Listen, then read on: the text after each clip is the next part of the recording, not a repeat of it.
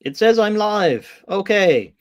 It's been a very difficult internet battle trying to get everything to work, but Laura is not waving at me and telling me that it's not working.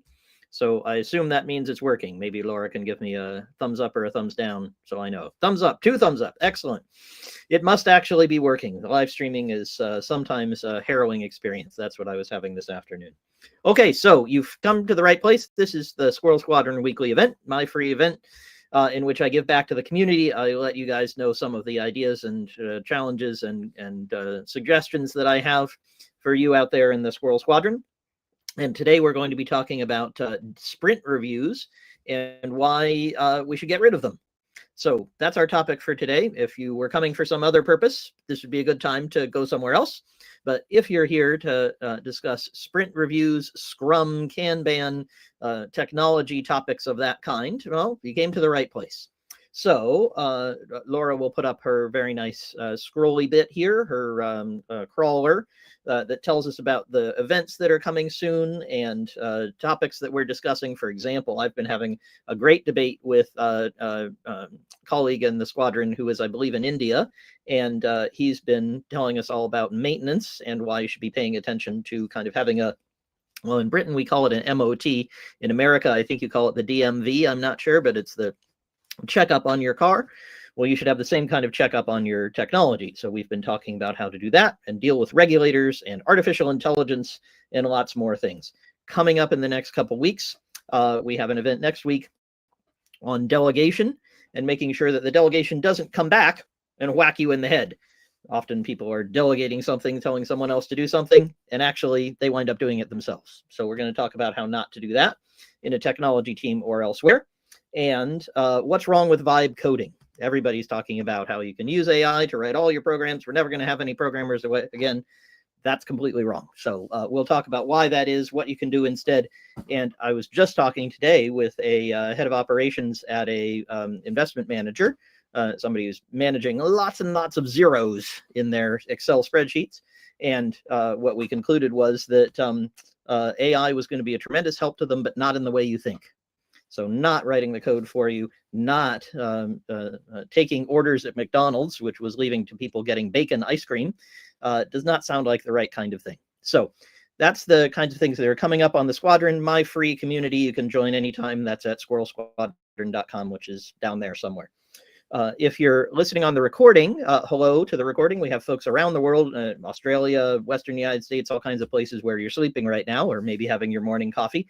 So if you missed this live, there's the recording, of course, on whatever platform you're looking at it here, and also on the Squirrel Squadron forum, where we have all the community members discussing and arguing and disagreeing with me and each other, and that's a lot of fun. So I hope those of you who are watching on the recording are having a good time. If you're not on the recording, if you're here live, well, then I'd sure like to hear from you in the chat. So please let me know that you're out there. Please let me know what brought you to discuss this topic. Are you having sprint reviews and you find them frustrating? Are you not sure what a sprint review is? Are your engineers telling you that you need sprint reviews and I'm telling you that they don't, and you have a disagreement or an argument about that? All those would be interesting.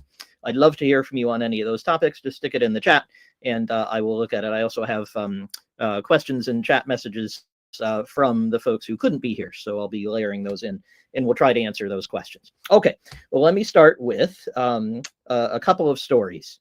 So I had a guy approach me, this was many, many years ago now, about at the time when iPhones were new. And I think we might have been on the iPhone 3 or 4 or 5, something like that. So small and clunky and, not quite as fancy as the big phones that we all have in our pockets right now. And he came to me and he said, Squirrel, I've been working for 2 years on an amazing technology for all types of phones, Android and iPhone and whatever else we had at that time. And it's a super secret. You have to sign like 7 NDAs and it's I've got a patent pending and all kinds of other wonderful things to make sure that nobody can steal my amazing idea. I said, boy, this better be a good idea. So I signed lots of stuff and said I wouldn't tell anybody. I'm allowed to tell people now. It's okay. And you'll see why. Because eventually, after all that, he met me for breakfast, very cloak and dagger, kind of looking around to see who else was around. And he said, Squirrel, I've discovered an amazing new thing. We've got it all coded up. It's ready for people to use it. You're going to be able to cut from one document on your phone and paste into another document on your phone. I said, did you realize that Apple did that a year or so ago? So it actually already exists. He hadn't noticed. Now, it turned out he supposedly had something that was even better. It was smart about the cutting and pasting. It did things in a smarter way. So once he kind of picked himself up off the floor, he literally just hadn't realized that Apple had done this and kind of stolen his thunder. We found something that he could actually sell, and he actually made a successful business out of it. But he had to pivot. He had to shift what he was building. And it sure would have been good to know that a lot sooner, that his amazing, cool technology had actually been anticipated. Now, the problem that everybody's having these days is that the pace has massively increased in every business. And, FedEx started delivering packages overnight when waiting 3 days was a pretty typical thing, and everybody planned for that. The idea that you could get it overnight meant that suddenly the Postal Service here in Britain, the Post Office in the US, whichever way around that is, all those folks started doing it. UPS, everyone else started delivering overnight, just like FedEx. So it became commoditized, became the standard way that you got information. You got a package. Well, now you can get fashion overnight. You can get new fashion somebody invented yesterday, and it'll be on your body tomorrow. And that's with our friends like Shein. I hope I'm saying that right, Shein or Shine. I'm not Gen Z, so sorry, I don't necessarily know all these fancy terms. But this kind of fast cadence with your product, which we'll come back to, it is becoming the norm. And just like FedEx shoved aside folks who were delivering much more slowly and didn't care, people are getting pushed aside by their competitors who can innovate more quickly, who can test with their customers more quickly. So the problem for this guy, of course, was that Apple had beaten him because they had come to market much more quickly than he could. He was spending years getting a perfect cut and paste. They beat him to it. So now when someone tells me a story like that, and this was kind of heartbreaking, this poor guy who had to abandon his cut and paste innovation and patent it and everything. When people tell me a story like that, I think of the Starship Enterprise. Now, that's also because I'm a geek and Star Trek and all that kind of stuff. But there's a very important distinction between the kinds of companies or organizations or federations of planets who have rockets and those who have starships. So if you have a rocket, which is what we actually have, right, in the real world, not the fantasy science fiction world, then what you have to do is climb in the front of the rocket, light the match, and then go to sleep for a while until you get to whatever planet or star or wherever you're going to. You can't do a lot of adjustment. Yes, there can be kind of mid-course corrections and orbital burns and stuff like that, but pretty much once you've picked your target, you can't change your mind. And that's what having a sprint is like. So a sprint, for anybody who's not worked with this kind of technological process before, is simply a period of time during which engineers say, yes, we're going to finish a bunch of stuff during this sprint. The original idea was the engineers would be going as fast as they could during this sprint, run, get lots of stuff done. And then they would present it all at the end at the sprint review. And there's lots of people who work this way. They kind of go in a corner. Nobody talks to them for a certain period. That can be a week or 2 weeks, a month. It can be a defined set of days during which the engineers really are kind of isolated by themselves, doing whatever it is that they heard about at the beginning of the sprint. And then at the end of the sprint, they say, look, our amazing, wonderful stuff. Look, it's all done. You didn't see it before. Ta-da, here you go. Big surprise. Problem is, it's not always a very good surprise because just like Mr. Cut and Paste, the engineers go off and build some amazing thing and they're very excited about it and they show it to you and you say, this isn't what we needed. I can't sell this. Our customer doesn't want it. It's too slow. It's too garish. It's not the right type of report. Whatever is wrong with it, you weren't able to find it out until the end of the sprint. So let me tell you another story. So that's the rocket method. Sorry, I forgot about the Starship Enterprise. So if you're in a rocket, you just get in at the beginning of the sprint, you get out at the end of the sprint on whatever planet you wanted to get to, no choice in between. However, there's a different way to operate. And that's what happens in these science fiction movies where they have starships that can move around wherever they want to go. And so it often happens, this is often a plot point in these kinds of science fiction stories. They were headed to, I don't know, send medical supplies to Alpha Planet, and suddenly some extremely important, terrible thing happened on Gamma. So they have to stop going to alpha and turn around and go to gamma instead. And then at the end of the show, they go back to alpha or whatever it was they were trying to do originally.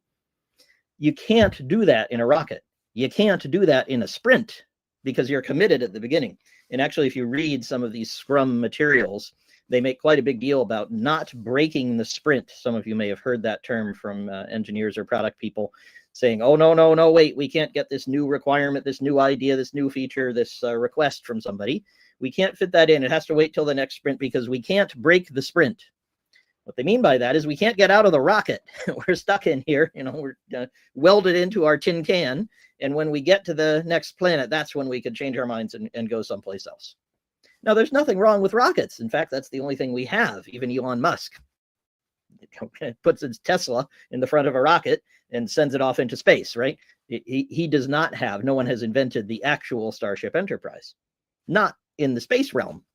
However, in technology, we actually have this ability to steer as we're going, to change our minds partway through, and that optionality is very high value. It's just the same as, in the financial markets. You can buy something that locks you into a certain interest rate or a certain type of investment for a month or a year or something like that. And that's a perfectly good type of investment if you know what you're getting into and you know you can't get your money back until a certain period. If you would like more flexibility, you might pay more for that, right? You might get a lower interest rate. You might get less benefit because you're paying for the option to not do whatever it is you were supposed to do, not to sell the asset, not to let go of the shares at the end of a certain defined period. It's valuable to have the optionality. So what's amazing is that lots of folks recognize that that would be useful. And they say to themselves, boy, I wish I could tell these folks that they're building the wrong thing, that they're headed the wrong direction, that we'd like to go to gamma instead of to alpha, but I can't because that's not how their process works. Well, I'm here to tell you that that process is stupid and we should stop doing that. And instead of waiting until the end of the sprint to get feedback, to review what the engineers are doing, you can run things differently. So that's what I'm going to describe for the rest of this this time together. If you have questions, of course, throw them in the chat. I'm very happy to answer them. I also have questions people sent me beforehand, so I'll be stopping for those.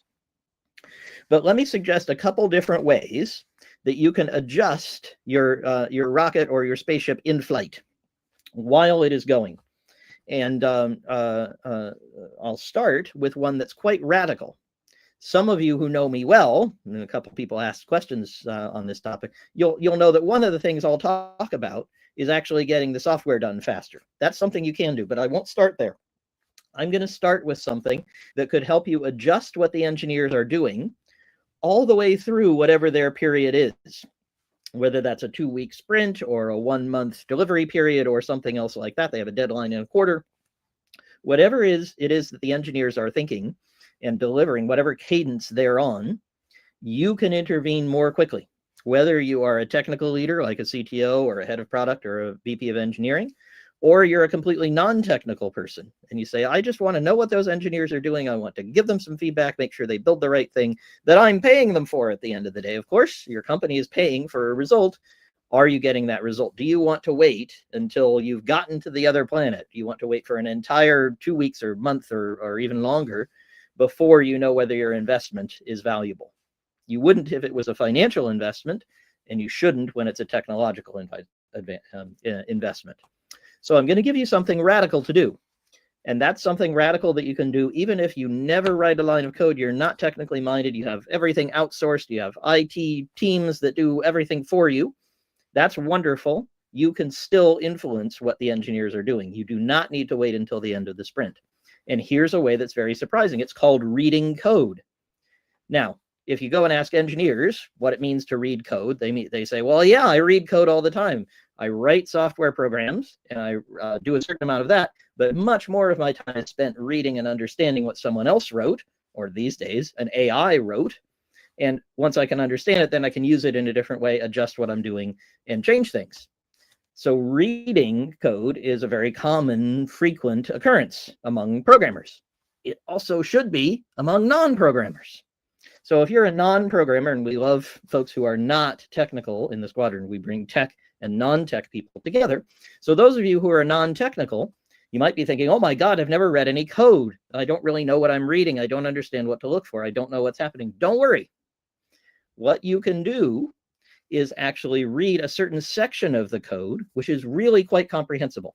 And you can get a human, one of us geeks, somebody who knows the system, knows the code, to help you, but you can navigate a lot of it yourself. And the part of the code that you can read is called the tests. Now, when you go to your engineers, they should say, oh yes, we test our software. We have automated tests. There's a computer program, a separate program that runs and it tries to do stuff with our main program. And those things are often called unit tests, functional tests, integration tests. There are lots of different names for them. Basically, they're automations that allow your computer to say, all right, can I log in? And it brings up the login screen on the page, or it does some things to log in, and it says, yes, I can get it. No, I can't. Wait, I used the wrong password. Those kinds of tests are things you should be running all the time. Your engineers should be creating them. Your engineers should know all about how to create them. But they also have a very important additional purpose beyond actually being run to check that the software does what it's supposed to. They let you, a non-technical person or a technical person, discover what the code actually says it does. Because what the engineers should do, we'll come back to what they might actually do, but what the engineers should be doing is creating tests that document the system, that say what it does. For example, you can log in. For example, you can run a report. You can schedule a report to run daily. You can send an email to someone, trigger an alert to someone about something that you want to tell them about in your data or in your customer's requests. Whatever it might be, your software does some stuff, and the test should say it does this stuff. Now, some of that is going to be written in quite obscure, hard to read, hard to understand code. And for that, you can have a friend come along, an engineer, somebody who knows this code, who knows where the bodies are buried, who can sit next to you and explain it to you. But if the engineers are doing a good job, and if they work for you, you can tell them to do this good job, they can make large parts of the tests comprehensible. Especially they can make the names of the tests comprehensible. So often there's logic and complex things, and the code has to do some complex stuff in order to pretend to be a user and do whatever your software does. But you can name the test, log in, enter a new trade, check the status of your trade, and settle the trade. I happen to be thinking in financial terms because I was talking to a finance person this afternoon. But equally well, if your software, orders t-shirts, it could say accept order, print t-shirt, send for quality checking, and post to the user. Whatever the steps are, whatever the actions are that your software does, you might have a test that just does one of those steps. It might be print t-shirt, and another one could be post t-shirts. You might have two separate tests for those, or you might have one that puts them all together. That's often called a functional test or an end-to-end test. Whatever they're called, you don't really care. You want to check that the software is being tested to do whatever it is you wanted it to do. And you can do that all the way through the sprint. So the engineers may get together at the beginning and say, what would you like us to do? We're going to work on this. We won't work on that. We're going to wait. But on this other thing, we're going to get these 3 features done. And a couple days in, you can come and say, great, you've probably written some tests by now. If they haven't written any tests, they're doing a bad job. Stop them. They should be writing tests. And you can ask me more about that. I'd be happy to tell you. But assuming that they have written some tests, you can ask to read them. And if you find that they're unreadable, they're all called test 37, test 38, test 39, then you say, stop, guys, make these tests at least named reasonably. And often the code itself is more readable than you think. And if they're a good test, you can say, wait a minute, you did the login and you did the update, but you didn't do logging out. Wait a minute, our users have to be able to turn off the system so no one else can get in. Whatever is important to you, you can notice that missing in the tests. So that's the first way that you do not have to wait until the end of the sprint to find out what the engineers are doing and where they're wrong or where they're right. You can tell them, these great tests, you're building exactly the right stuff. Keep going. All of those things are entirely possible if you take some time to actually read some tests. So that's one thing. It's just one thing that you can do. I'm going to give you a couple more. So another that you can do is that you can have the engineers complete features in small pieces. Now, I have a whole booklet on this, which I just finished and I was handing it out, and I don't have them right here with me. I don't think I do, but I had to move because of internet problems. But at any rate, these are booklets all about how to slice an elephant, which just means break up your big project into very small pieces so that you can do each piece. But I'm not even going to worry about the whole process of delivering. That's a process for delivering every day, getting value, making sure the tests are there, making sure there's high quality. There's a whole process there. You don't have to go for all that. If you want to, talk to me. I'll certainly share a booklet with you, or you can buy one on my website. But the most important thing is that you can take whatever it is that you're building and do it in small bits. For example, let's suppose you want to make a report. It's going to be a new exciting report. It's going to tell people about usage over the last month, or how much they owe, or some other very useful piece of information that you have, and you're going to send it to people when they click a button. Well, the first thing to do is to say to the engineers, don't try to build the whole report. Just build the button. And they'll say, well, I'll build the button, but nothing will happen. You say, great. You can demonstrate to me that you can have a button, and when you click it, nothing happens. Click, click, click, click, click, nothing. But then you can comment on what the button says. Oh, it shouldn't say submit. It should say request. You can say where the button is located. It shouldn't be on this screen. It should be on that one. You could say what's near another button. It's very confusing. It shouldn't be the same as that one. It's actually different. Here's how it's different. Lots of opportunities to see what the engineers are doing mid-sprint. Now, here's the really radical idea. Lots of very good teams actually release multiple times during their sprint. Teams that are not so good tend not to be aware of this, or if they're not aware, they kind of hide it. And so they'll say things like I was saying earlier about, oh, well, we can't break the sprint. Oh, we need to wait until the sprint release. Wait until the sprint is done. When we do our release is in 2 weeks. Wait for our release train. Those folks are wrong.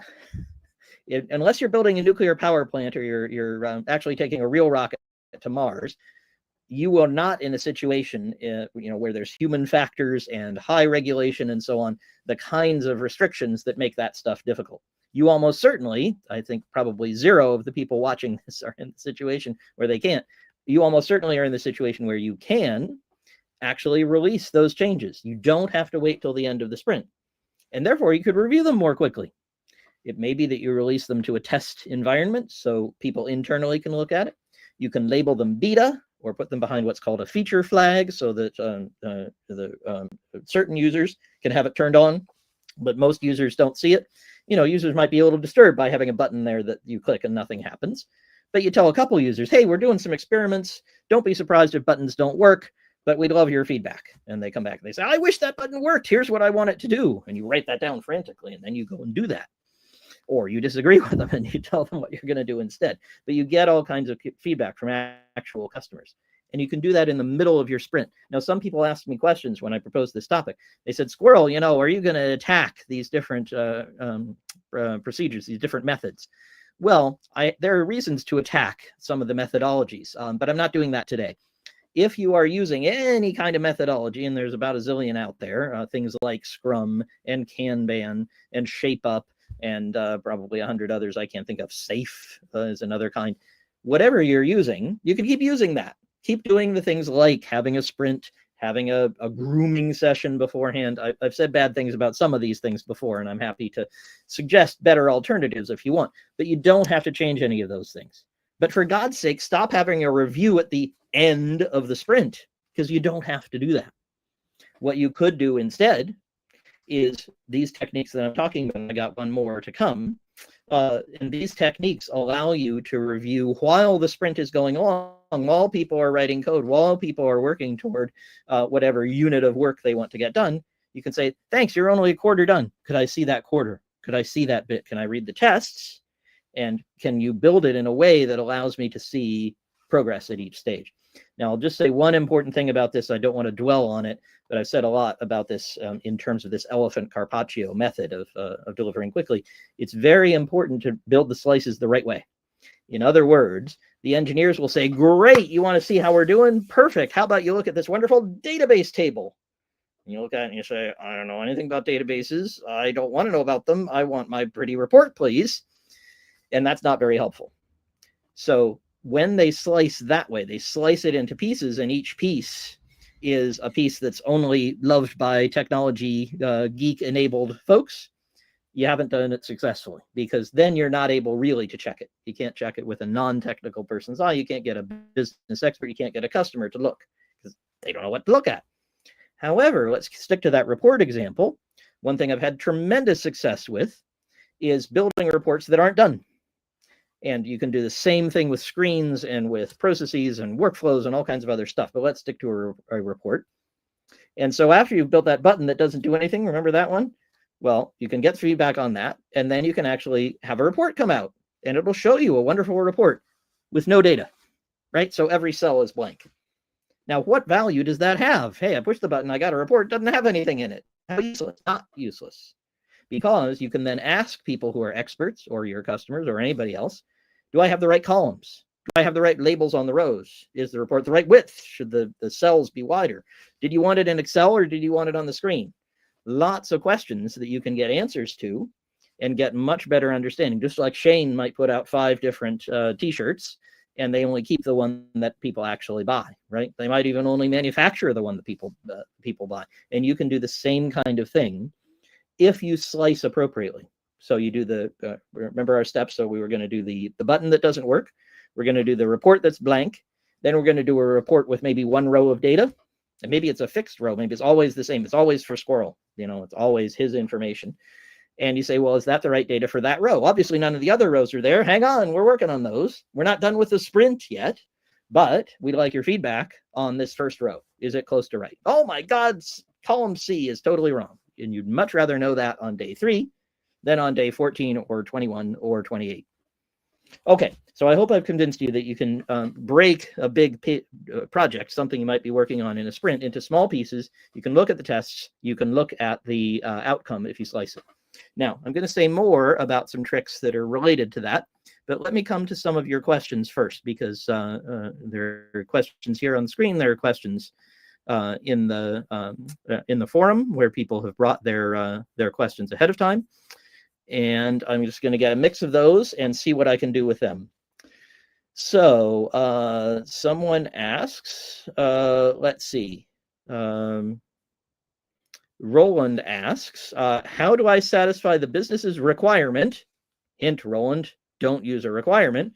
Don't believe it when someone says something's a requirement. The business's requirement to plan, commit, and target initiatives 3 months in advance. With incentives, I guess you get a bonus for on-time delivery. Well, Roland, here's my suggestion with this hat on. Now, if you ask me in a different context where I am discussing things like elephant carpaccio, other techniques that Roland, as an old hand, knows that I use often, I might give a slightly different nuance to my answer. But here today, where I'm just talking about how you can get feedback in any process, let me emphasize that you can plan, commit, and target initiatives 3 months in advance with no trouble. Please keep doing that if that's what you like to do.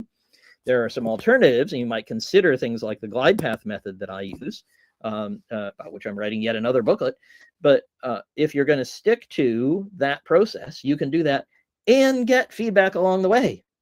Because what you can do is go and read the tests 2 or 3 days in to say, all right, you're targeting this initiative for 3 months from now. Are you targeting the right thing? Are you building anything that's even close to right? And you can find that out early. You don't need to wait until the sprint review to find out that the thing you're building is not the thing that anybody wants. And I imagine that happens to you a lot on that plan and commit 3 months in advance process. Not only are you late, because it's hard to plan things 3 months in advance when they're as uncertain as most of our software, and they're late and they're wrong because nobody checked them along the way, only the engineers, and they built what made sense to them. So Roland, I'd encourage you to see if you're going to be locked into that model, and you might be for a while or forever, then what inspection points can you have earlier? You know, whenever you build a pipe, if you're building a pipe, a physical pipe in the world to deliver oil or water or something like that, people have discovered that if you build a great big long pipe and you have no gaps or holes or anything in it, then you get kind of stuck. And why do you get stuck? Well, because there's a problem or a leak or something happens partway along. You're like, I don't know, I can't tell. I put it in over here and it didn't come out over there. I can't tell what's happening. So instead, what people do is they put in inspection points, inspection chambers, right? So you can kind of climb down and see the water going along, or the pipe's transparent at a certain point, or there's a hole and you can put a light in. You want those kind of inspection points along the way. So Roland, I hope that's helpful with your question. Let's see if I can deal with another one that's come in. I see a couple here. So what do we got? Let's see. Peter, I'm going to come back to yours later because it's a good finishing one. Peter wants to know what else we can get rid of, and I do have some ideas about that. So John says, sprints and a backlog are tools for estimation and planning, not feedback. Maybe that's your point. Well, pretty close, John. So sprints are a very useful tool for sort of breaking up work into manageable, understandable pieces, making sure that you do have some chance to stop and reflect on whether you built the right thing. And a backlog is a way of keeping track of stuff you're not doing that's not in your sprint. Those are both useful things. I didn't say not to do them. Now, on Peter's question, you might be able to optimize them away. And we could discuss that perhaps in Peter's question or on another day. But you're right that those are tools that help us with estimation and planning, and to a certain extent with sort of tracking our work, but they don't get you feedback, not inherently, right? I could work in sprints and never show anybody. That's how that guy got to cut and paste, right? Nobody ever looked. There were no inspection points. So yes, John, to a certain extent, that's what I mean. But even more so, I think that you can get by with all these processes. You can have whatever processes you want, whatever works well for your team and they know well and that they're delivering well with. Those are fine things to do. Use those processes, use those methodologies, use those tools. Just for the love of God, make sure you include an inspection chamber. Make sure you're reading the tests, that you're checking out what the engineers are doing. You're making them demo during the sprint, not only at the end. Okay, and I think we might take one more question, and then I'm going to dive into another topic here. Let's see what questions we have. Looking through, so Bartek always has great questions. Here's one from Bartek. And by the way, some of you might know a group called Bartek. This is a person named Bartek. So Bartek, glad to have you. Bartek says, artificial sprints and sprint goals help focus the team. People are delivering what they've promised. Without check-ins, how do we stay on track? Okay, so Bartek, great question and great topic. I find that artificial goals actually do not help focus the team. And the reason is everybody knows that they're artificial, that they're not real in the real world. My favorite example of a real goal, a real target that people actually need to pay attention to is one that is headlined by this guy in a red coat who comes every December. And he comes along, comes down your chimney, and he delivers presents to you. Now, I used to have a real battle with this guy every year because I was in e-commerce and we sold a ton at that time of year. And we wanted just a little more time. So we kept saying, how about the 28th? You know, all right, maybe the 27th. You know, could you just move it back a little bit? That's a real sprint goal, right? Is I need to be ready by Christmas because the guy in the red suit is coming. That's when the presents are. That's when people need to buy their presents. They can't get them the day after. It doesn't work. And that kind of goal does give people something to focus on. It causes them to have inspection points because they don't want to be wrong. They know that by Boxing Day, they're going to be screwed. So they better have it right by Christmas Eve. However, artificial goals, they're obviously movable, right? And when you say, oh, look, we're going to be done with this in 2 weeks. Why? Well, why can't it be 2 weeks in a day? Why can't it be 3 weeks? Why can't it be 1 week? And the answer is it could. Then you're actually not motivating the team. It's very artificial, and you'll get a lot of pushback from the team. Hey, wait a minute, couldn't we just do it a little later? How about if we just moved it back? Because we actually could, and they know that. It's very hard to hide it from them, and hiding it from them never builds good trust. So Bartek, I wouldn't suggest that you set anything up that's artificial. It's not bad, as I've been saying, to divide your work into pieces and, for example, take the chance to have a retrospective and look back at what you've done. To say, hey, we've been working for a little while. This is a good place to stop and pause. Are we at the right on track? How is this working? But the crucial thing, and I think this was, somebody said it before, John was saying it, these things are different. So the dividing up of your work and sort of figuring out your planning and maybe doing estimation if you do that and all kinds of other fun stuff, that's different from inspection points. That's different from figuring out whether we're building the right thing. And don't let one become an excuse for the other. Hey, just leave us alone here so we can finish this sprint, so we can get more done. And, we'll show you at the end. Never, ever believe that. Don't let your engineers get away with that. Okay, Bartek, I hope that's helpful. I think that's a great question. I'd love for you to continue with that on the forum a bit more, because I bet there's more that we could say. Bartek says, how do we stay on track and make sure that there aren't problems arising? Well, you're going to see those problems in your inspection points, right? So as you're reading the test, you're going to say, guys, actually, I've read 100 tests and 50 of them are completely wrong. You guys are really confused. Stop the sprint, stop everything, let's fix it. Or you're going to be getting demos all the way through. You're going to be releasing to production, get feedback, and people are saying, I don't want a report. I don't want a report. I want a graph. You're like, oh, wait a minute. We misunderstood. This is not what customers need. We started building it. Thank heavens we know now before we invest a whole sprint in a report nobody's going to read. Let's instead actually build something people need. So there's lots of opportunities to get things right and to correct yourself. And the way to do that is to inspect more, not less. So please continue to look at the end of the sprint at useful stuff like, are we building the right thing? Do we have the right skills? Please keep looking. You can look during the sprint too. Nobody said you couldn't. I'm giving you official permission, right? Okay. So let me tell you one more story and one more example. And then I think I might head to Peter's question. And unless people have more, please put them in the chat. Very happy to discuss them. Always happy to look at things that you're interested in, including if you disagree with me. I haven't had anybody say sprint reviews are wonderful. You're all wet, squirrel. You're all wrong. I'd love to hear that. So the last one is about experiments. So we've kind of touched on this, and I've said, oh, you could put out a button and you could click the button and nothing happens, and customers will phone you up and they'll say, hey, you jerks, you know, this button doesn't work. You say, not working today. Could you tell me how it's supposed to work? That's one type of experiment. But if we look at those examples, folks like FedEx and Shein and other people like that who are doing very high volume, frequent product experimentation, what they've done is they've set up a whole mechanism to try stuff that they know won't work. Shein will put up 100 different garments, and they know only 10 of them will sell. The problem is they don't know which 10. So they put up a whole bunch with a small volume of stock, or maybe no stock, and they just see who's going to buy that one, what copy lines work, what model shots work. They do a lot of experiments to find out what's working and what's not in a fast-moving marketplace. We can do that in software too. Because if you're building some nifty new feature, you're building something that has a reasonable volume. For this type of experiment to work, it can be just somebody uses it once a week. There are great pieces of software used at very low volume, and this technique won't work for them. Use the others.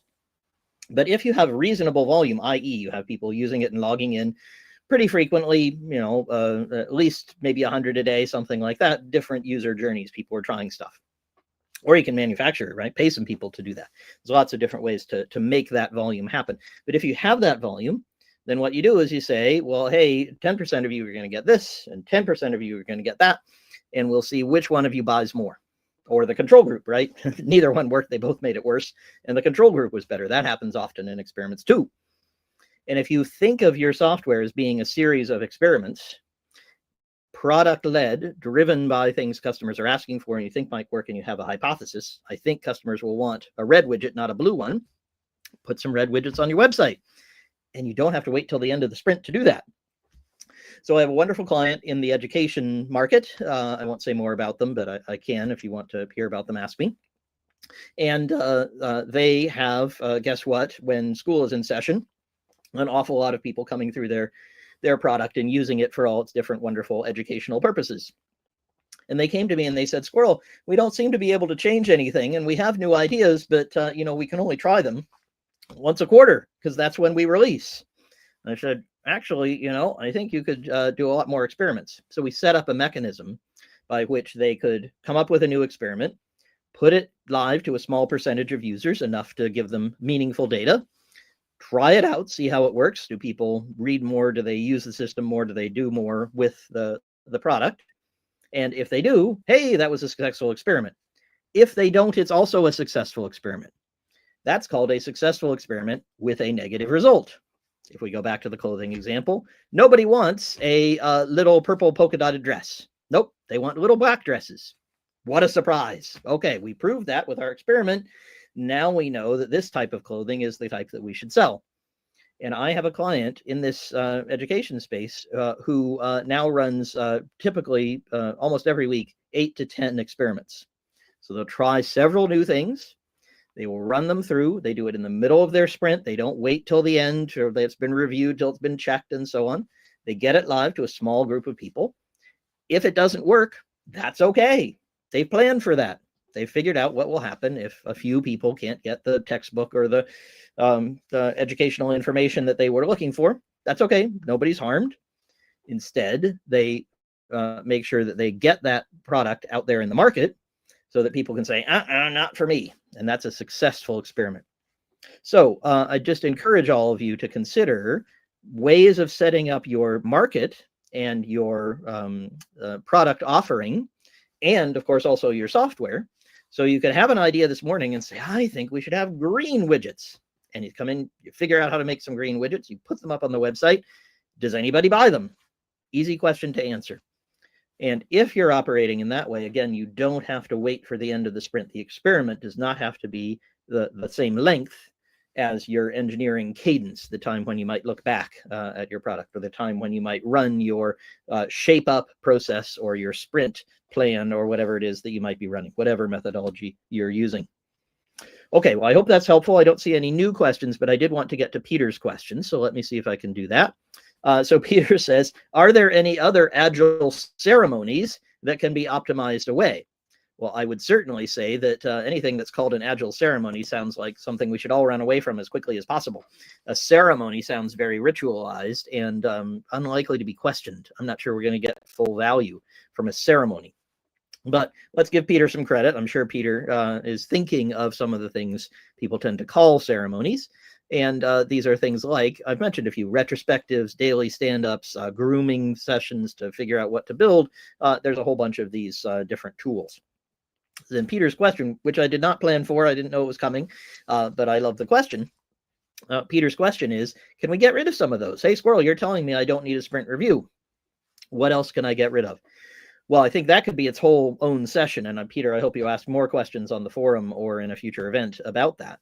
But let me just cover a couple that I think you could definitely optimize away with no loss. You could definitely get by without some of the activities, or just do other activities more frequently, right? It's okay to have a sprint review if you really want to, but for pity's sake, please have a review a bit more often, right? Have a review every couple of days, look at the tests, run experiments, all the things we've been talking about.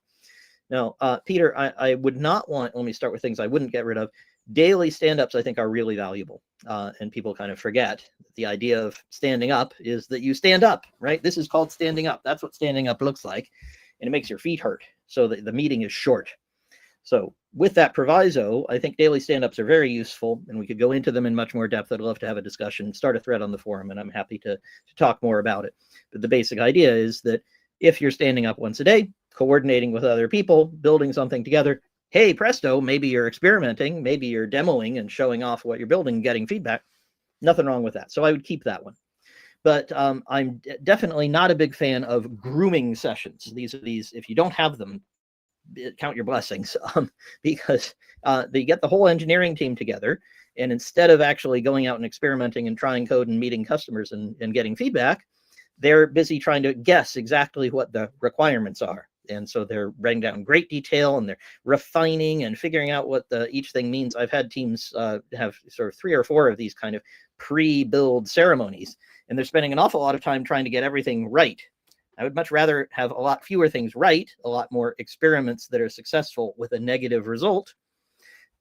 Hey, you built this report. I didn't want a report. I wanted a graph. Those are good results. I like that. And I'd rather do more of those. So I'd definitely optimize some of those pre-sprint activities. I wouldn't get rid of them entirely. I think it's very useful to have discussions about what you're going to build. Nothing wrong with that. But many folks take that far too far, whatever that might mean. I'm not sure there are too many other ceremonies that I can think of that I would be really inclined to optimize away. The reason you can optimize away the sprint review is that you can do it more frequently. And I guess that's the one thing I would say. I will touch on this question of which methodology to choose, although I've been trying to be methodologically independent here. People have a kind of a passionate and irrational attachment to certain kinds of processes. So there's one called Shape Up, which involves an 8-week cycle. There's Kanban, which involves no official cycle, but there's usually some kind of cadence on which people report back and try to do retrospectives. Scrum traditionally has a 2-week cycle, but many people run Scrum with 1-week cycles, or with 1 month or quarterly cycles. There's all kinds of different ways that people run these things. And I would simply say, maybe I'll make this larger point, whatever mechanism you're using, make it shorter. Do it more often. There's an old saying, I think it goes back to Kent Beck for me, but I think it's older than that. If something hurts, do it more often. And a very common example of this is, oh, it's very difficult for us to get our software out. We have to run this script and change this server and update that thing and update the other thing. Automate that stuff so you can do it more quickly. And the same can go for whatever other processes might be happening. In ShapeUp, there's I can't remember exactly what it's called, but there's sort of a shaping process there. I think that's what it's called. Maybe that's where the methodology gets its name. But the idea is that you get an idea and you play around with it for a while, and you try out some stuff, and you do it with markers, and then you do it with mock-ups and so on. There's a kind of design process as part of the building of the software. Nothing wrong with that. But if I remember right, ShapeUp has a couple weeks devoted to that. How about a couple hours? And then we could do that part, and then we could do the next part, and then we could try it out on a user, and then we could try it again tomorrow. That's just the challenge I would give back to you, Peter, is that a lot of these ceremonies are valuable. And when I say death to the sprint review, I just mean the sprint review as a separate activity at the end of the sprint. Reviews are great. Let's do lots of reviews. But for pity's sake, let's do them a heck of a lot more frequently. Okay? So to summarize, we've got reading tests, which may be really radical for some of you, but certainly something you could go and try tomorrow, because your engineers should have tests and you should be able to read them. So that's an inspection point. Another is slice the work. So have the engineers do it in smaller pieces, release to production if you can. If you can't, release to a test environment, at least watch it on the developers' computers for pity's sake, and look at the software as it's being built. Just make sure that it's built in pieces that are individually meaningful, that are sliced in a way that lets you see the outcome. And the final one is run experiments. So this is with your actual product. This might be t-shirts if you're Shein. It might be reports if you're in financial services. It might be who knows what else if you're in biotech, or music or something else. Whatever you're doing, get those experiments into customers' hands, form specific hypotheses and test them, and do that again in the middle of your sprint, in the middle of your shape up, in the middle of your cadence. And you don't have to wait for the end. Okay, but this is the end of this session, and I've enjoyed all your questions, both on the screen and sent to me beforehand. I'll say one more time, we do these every week, so there's a couple more coming in October. Check out squirrelsquadron.com for more free events just like this one. And of course, head on over to the forum, sign up for the squadron, and discuss these things, because we are doing that every single day. And I'm enjoying the debates and discussions that I have with thousands of you around the world. Have a wonderful day. Take care, everybody.